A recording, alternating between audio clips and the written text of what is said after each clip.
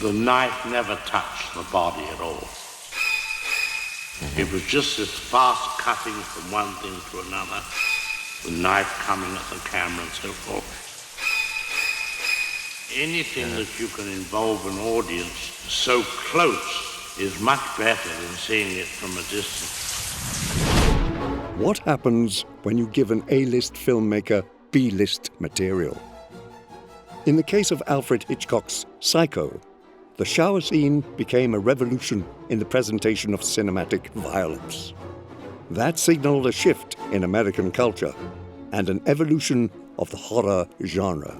Murder was now going to be an acceptable part of entertainment. It's the most iconic scene in movie history. And this is how they shot it. You should have seen the blood. The whole place was, well, it's too horrible to describe. Dreadful. You may not know this, but Psycho is actually an independent film, financed by its director, the one and only Sir Alfred Hitchcock. We already have the money, Barney.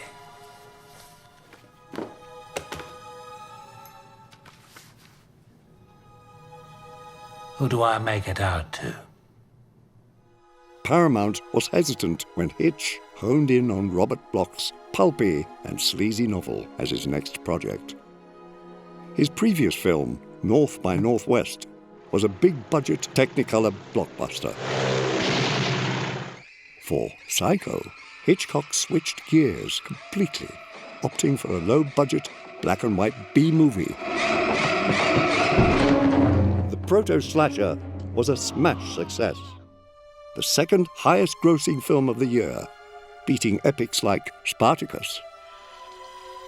And there was one scene in particular that spurred its success and changed movies forever.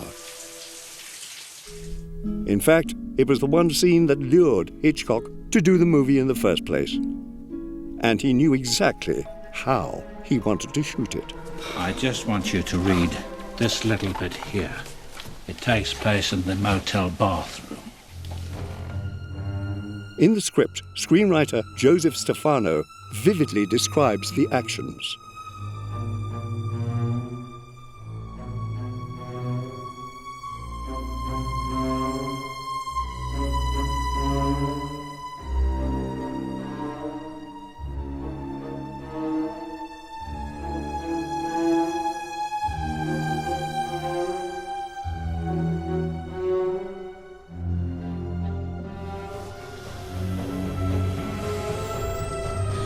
But there is no impression yet of what form the final scene will take. No! For Hitchcock, the aggressive editing was always the plan. As he explains, the goal was to disorient the audience as much as possible. I'm going to shoot and cut it staccato, so the audience won't know what the hell is going on. Legendary title designer Saul Bass not only did the angular opening titles, he was also paid $2,000 to storyboard the entire shower sequence. It was filmed on Soundstage 18 on the Universal lot in December 1959. It took 7 days to complete the entire sequence. And the, over there. The bathroom. Yeah. The full bathroom was constructed with removable walls to capture the many different angles. Due to his disdain for cliched suspense sequences shot in gloomy, dark sets, Hitchcock insisted on the blinding white tiles in the bathroom. This both prevents any foreshadowing of the murder and provides a maximum of shocking juxtaposition. Marion's cleansing baptism contrasted with brutal and unforgiving punishment. The nudity in the scene was handled with care. Costume designer Rita Riggs was tasked with devising a method of covering Janet Leigh's important parts. The solution was swatches of adhesive moleskin. But a body double was also used. For this, they found a dancer and model named Marley Renfro. But who played Mother in the scene? Here's writer Stephen Rebello to explain. At the time of the filming of the shower sequence, Anthony Perkins was in New York rehearsing to open in a Broadway musical called Green Willow. So the mother who approaches the shower curtain and rips it aside was played not by Perkins, but by veteran stunt woman Margot Epper. Now in the overhead shots where Marion Crane is struggling to ward off Mother's knife, well, that performer is Anne Doré.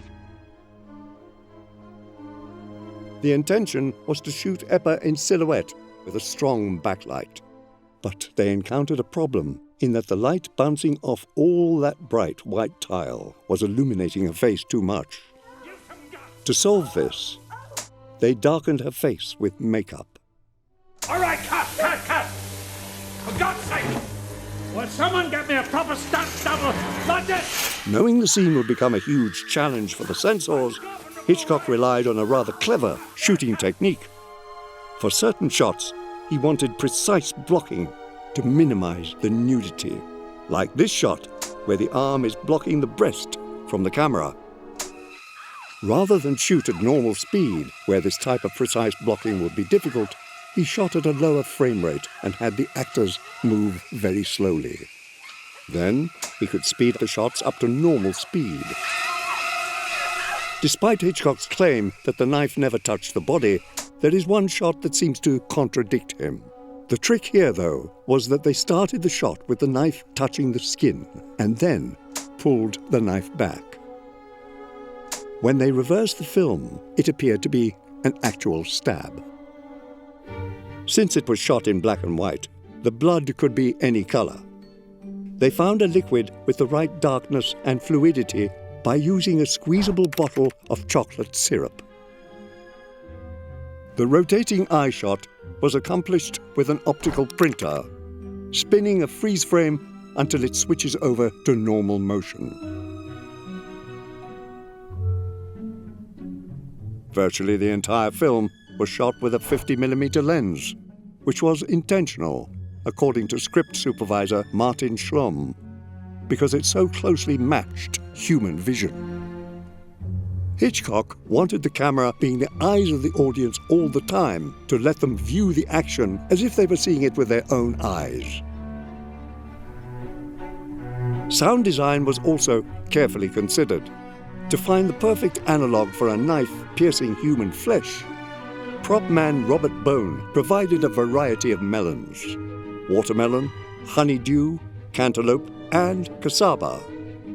Hitchcock sat listening with his eyes closed as the melons were hacked to pieces before opening his eyes and declaring the winner, cassava.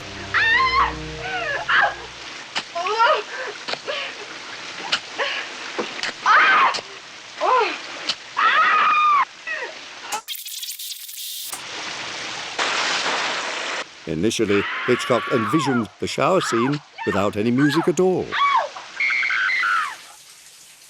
As he wrote in a memo to his sound team and composer Bernard Herrmann, throughout the killing there should be the shower noise and the blows of the knife. The sound of the shower should be continuous and monotonous, only broken by the screams of Marion. But this musicless version did not work for Hitchcock.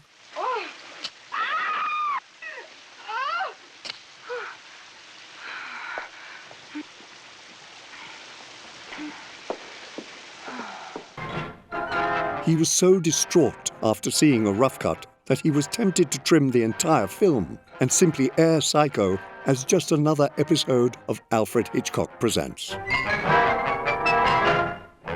Good evening. This is when Herrmann suggested a somewhat experimental score consisting only of strings. And then, with the now unmistakable and shocking music, the sequence finally came alive.